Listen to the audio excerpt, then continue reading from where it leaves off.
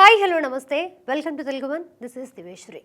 నందమూరి కళ్యాణరామ్ నందమూరి నటవారసుడిగా తెలుగు చలనచిత్ర పరిశ్రమలో ప్రవేశించారు. రొటీన్కి భిన్నంగా ఉండే కథాంశాలను ఎంపిక చేసుకోవడం ఆయన ప్రత్యేకత. హీరోగానే కాదు, నిర్మాతగా కూడా తనేమిటో ప్రూవ్ చేసుకున్నారు. కళ్యాణరామ్ నిర్మించిన సినిమాలన్నీ విభిన్నమైనవే. అవుట్పుట్ కోసం ఎక్కడా కాంప్రమైజ్ అవ్వని నిర్మాతగా, డాషింగ్ అండ్ డేరింగ్ ప్రొడ్యూసర్గా పేరు తెచ్చుకున్నారు. 1989లో నందమూరి బాలకృష్ణ, కోడి రామకృష్ణ కాంబినేషన్లో వచ్చిన రామగోపాలుడు చిత్రం ద్వారా బాల నటుడిగా పరిచయమైన కళ్యాణరామ్ ఆ తర్వాత మరో సినిమా చేయలేదు. మంచి హీరోగా పేరు తెచ్చుకోవాలనేది కళ్యాణరామ్ లక్ష్యం. దాంతో డిగ్రీ పూర్తవగానే హీరోగా ఎంట్రీ ఇవ్వాలనుకున్నారు. కానీ తమ కుటుంబంలో పోస్ట్ గ్రాడ్యుయేషన్ చేసిన వారు ఎవరూ లేకపోవడంతో అది పూర్తి చేసిన తర్వాత సినిమాల విషయం ఆలోచించమని తండ్రి హరికృష్ణ చెప్పడంతో అమెరికా వెళ్లి అక్కడ ఎంఎస్ పూర్తి చేశారు కళ్యాణరామ్. కళ్యాణరామ్ను హీరోగా పరిచయం చేసేందుకు ఉషా కిరణ్ మూవీస్ అధినేత రామోజీరావు ముందుకొచ్చారు. కాశీనాథ్ దర్శకత్వంలో తొలి చూపులోనే చిత్రంతో హీరోగా పరిచయం అయ్యారు. కానీ ఆ సినిమా ఆశించిన విజయాన్ని అందుకోలేకపోయింది.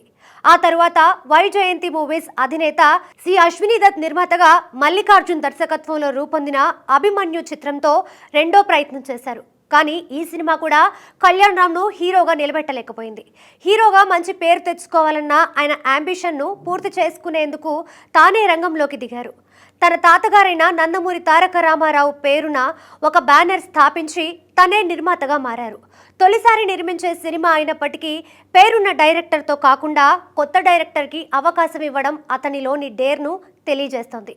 సురేందర్ రెడ్డిని దర్శకుడిగా పరిచయం చేస్తూ అతనొక్కడే చిత్రాన్ని నిర్మించారు కళ్యాణరామ్. ఆ సినిమా సెన్సేషన్ హిట్ అయ్యి హీరోగా ఒక్కసారిగా లైమ్ లైట్కి వచ్చారు కళ్యాణరామ్. ఆ తర్వాత చేసిన సినిమాలు మళ్ళీ వరుసగా ఫ్లాప్ అయ్యాయి. మధ్యలో మళ్ళీ తానే నిర్మాతగా చేసిన హరే రామ్ ఒక డిఫరెంట్ మూవీగా పేరు తెచ్చుకుంది. అతని కెరీర్లో మళ్ళీ పెద్ద హిట్గా నిలిచిన సినిమా పటాస్. అనిల్ రావిపూడిని దర్శకుడిగా పరిచయం చేస్తూ నిర్మించిన ఈ సినిమా సంచలన విజయం సాధించింది. ఆ తర్వాత చేసిన చాలా సినిమాలు హీరోగా, నిర్మాతగా కళ్యాణరామ్ను నిరాశపరిచాయి. 2017లో ఎన్టీఆర్ త్రిపాత్ర అభినయంలో నిర్మించిన జై లవకుశ భారీ విజయాన్ని సాధించింది.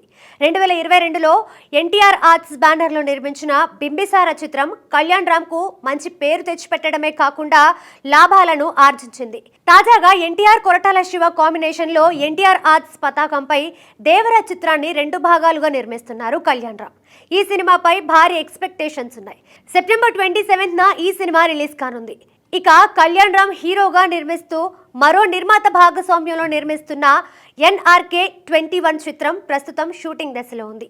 ఈ చిత్రాన్ని ఇదే ఏడాది రిలీజ్ చేసేందుకు సన్నాహాలు చేస్తున్నారు. పరాజయాలు ఎదురైనా నిరాశ చెందకుండా ఆత్మవిశ్వాసంతో సినిమాలు చేస్తూ విజయాలు అందుకుంటున్నారు కళ్యాణరామ్. అలాగే 10కి పైగా సినిమాలు నిర్మించి నిర్మాతగా కూడా విజయాలు సాధిస్తున్న నందమూరి కళ్యాణరామ్ పుట్టినరోజు జూలై 5న. ఈ సందర్భంగా ఆయనకు పుట్టినరోజు శుభాకాంక్షలు తెలియజేస్తోంది తెలుగు వన్.